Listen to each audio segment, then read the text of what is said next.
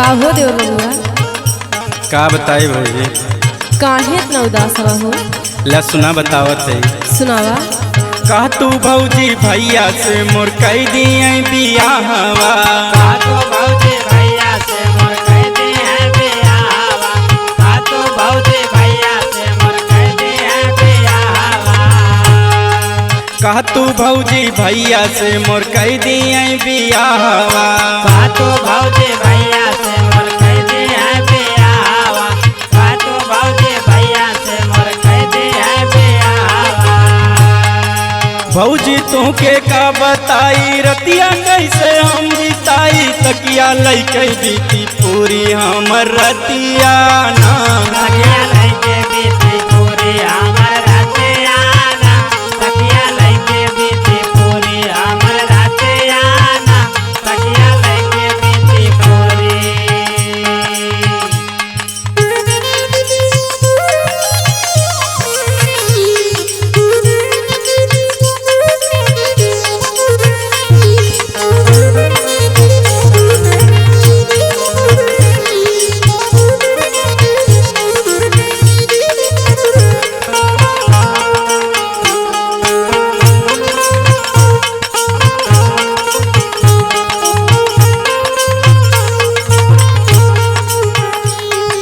तू तो भौजी भैया संगवा काटा ताड़ू चानी।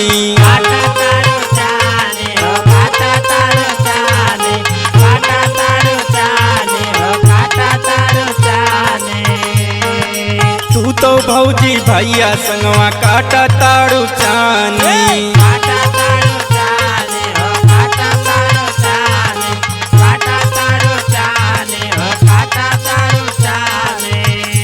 भौजी बूझा परेशानी हमरो चारी बाजवानी, लग तू छोटकी देवरानी ये लगानिया माँ।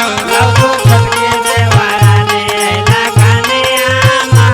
लघु छोटके देवरानी लगानिया माँ।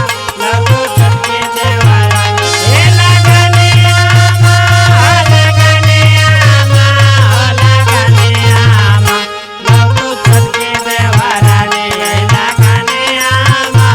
लघु छोटके देवरानी लगानिया माँ। लघु छोटके देवरानी। हाँ ये देवर बबुआ, आजा उम्र हो जाई न तो तू चानी कटवा, घबरा मत।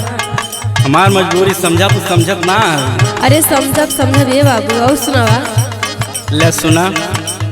हथवा जोड़ी भौजी पारी तोरे पौआ।